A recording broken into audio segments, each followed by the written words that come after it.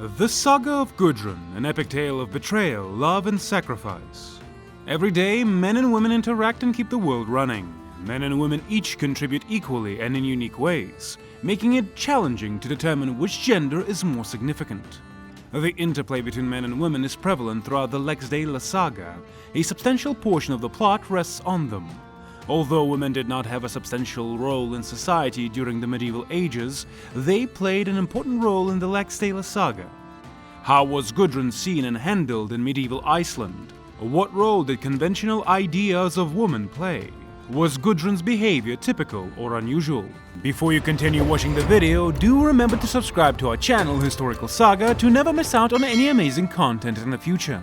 One of the sagas of the Icelanders is the Laxdæla saga, also known as the Saga of the People of Laxardalr. It was written in the 13th century and described life in Iceland's Breiðafjörður region during the late 9th and early 11th centuries. The story's main subject is the love triangle between Gudrun Osvirsdóttir, Kjartan Lafsson, and Bolli Thorliksson. Although Kjartan and Bolli were close friends as they grew up, their shared love for Gudrun turned them into enemies. The author of the Laxdæla saga is still being determined, as with the other Icelandic sagas. It has been assumed that a woman wrote the story because it is frequently viewed as an extremely feminine saga. The author must have resided in Western Iceland based on how well versed she was in locales and circumstances in the Breiðafjörður region. Internal evidence indicates that the epic was written between 1230 and 1260. Although the author may have been familiar with other written sources, oral traditions were likely their main source of information, which they then shaped to suit their preferences. It traces the tragic sweep of many lives during the early Icelandic Commonwealth period by telling the histories of about 5 or 6 generations of notable people descended from Norwegian immigrant chieftains. Before Iceland was annexed by Norway in 1262, these years saw new settlements, Christianization, and national independence. The two branches of the family represented at the story's beginning are those of Un the Deep-Minded and Bjorn the Easterner, whose respective lineages gave rise to the brave Kjartan and the ferocious Gudrun. The Laxdæla saga is a fictionalized account of a blood feud between two branches of a powerful dynasty that combines historical fact, myth, epic, romance, anachronism, and literary invention. Its second and most important section focuses on a love triangle that rekindles the feud and its surrounding intrigues. One of its most distinctive story elements is the prominence of women, particularly Gudrun, the main protagonist. The novel itself is driven forward by the mysterious workings of fate, represented by Gudrun's premonitory nightmares despite being filled with numerous incidents and vignettes from the lives of dozens of characters. The Laxdæla saga is still regarded as a masterpiece of Scandinavian literature and a prime example of medieval prose romance. Various manuscripts contain the Laxdæla story. Múrvala bók, which dates to the middle of the 14th century, is the earliest manuscript to include the full narrative. Furthermore, there are numerous recent paper manuscripts, some of which are important for textual criticism of the saga, as well as 5 vellum fragments, the oldest of which dates back to around 1250.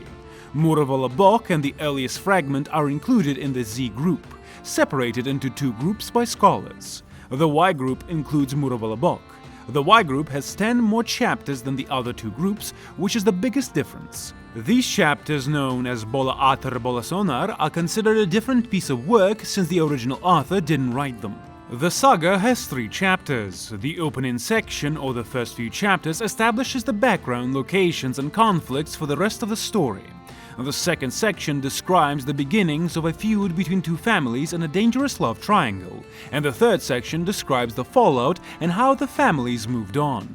Ketil Flatnose is the first significant character we are introduced to. He wants to increase his status, fortune, and landholdings because he is a well-known Norwegian. He has at least 5 children, but Unnr, his daughter, and Bjorn, his son, are particularly significant to the following love tale. The protagonists of the love triangle will emerge from their separate lines. At the beginning of the saga in the 9th century, Ketil departs from Norway to flee the oppressive King Harald. Harald the Great wishes to rule over everyone. Everyone becomes his subordinate, and he chooses who is allowed to hold what land. Ketil wants the monarch to refrain from directing his actions or thwarting his goals. Instead, he gathers his clan and invites them to travel with him to Iceland. He makes them feel wealthy, but their primary motivations are kinship and a sense of duty to their families. They come together right away and travel to Iceland with him. There are also Unr and Bjorn. Around 890 AD, Ketil departs from them to travel to Scotland. He is welcomed by the Scots, where he holds certain titles. Some of his most devoted family members relocated there with him and are happy to live together as a unit. Thorstein, one of his family members, cannot settle down and instead fights Scottish clans to claim his titles.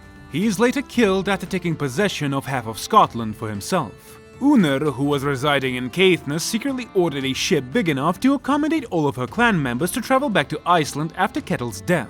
The ship, her wealth, and her entourage were quite impressive to powerful men and lords. Before leaving for Iceland, Unr takes advantage of her social position to set up successful unions for a few of her kin in the Faroe and Orkney Islands. We have reached the middle of the video. Before you continue watching the video, do remember to subscribe to our channel Historical Saga to never miss out on any amazing content in the future. About 80 years later, the second section begins. The three key players who will be entangled in a lethal love triangle are introduced to us now. They are the offspring of Unr and Bjorn. These people are Kjartan Olafsson, his half-cousin Bolli Thorleksson, and Gudrun Osviv's daughter. Although Bolli and Kjartan have been close friends for most of their childhood, Gudrun will be the one to drive a wedge between them. Gudrun and Kjartan fall in love after their first meeting. Gudrun accepts Kjartan's marriage proposal.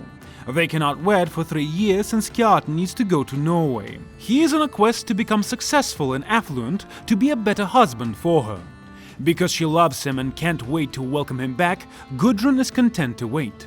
Kjartan takes Bolli to Norway. He's never met Gudrun, but the current Norwegian king wants Icelanders to convert to Christianity, and until he agrees, he holds Kjartan hostage. Bolli is granted permission to return to Iceland, where he intends to mobilize support for Kjartan.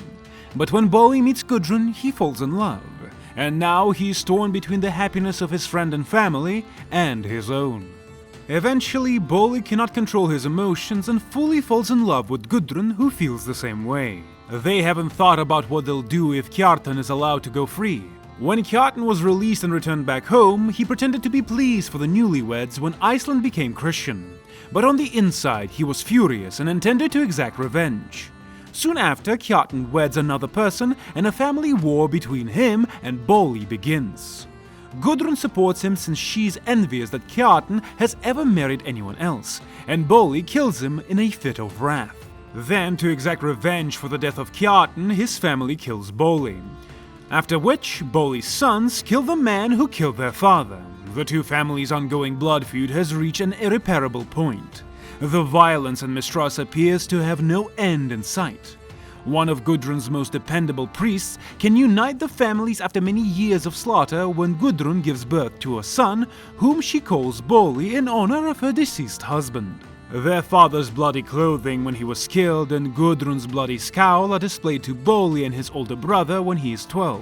They begin plotting their retaliation, and a while later, Bolli kills Helgi while brandishing his father's sword. The cycle of murder and retribution eventually ends, and Bolli and his brother reconcile with Kjartan's brothers. And with that, we come to the ending of today's video. Don't forget to subscribe to our channel, Historical Saga, as well as like and share the video. Please look at our other videos on the channel as well. Also, don't forget to leave a comment in the comment section down below. I will see you in the next video. Goodbye.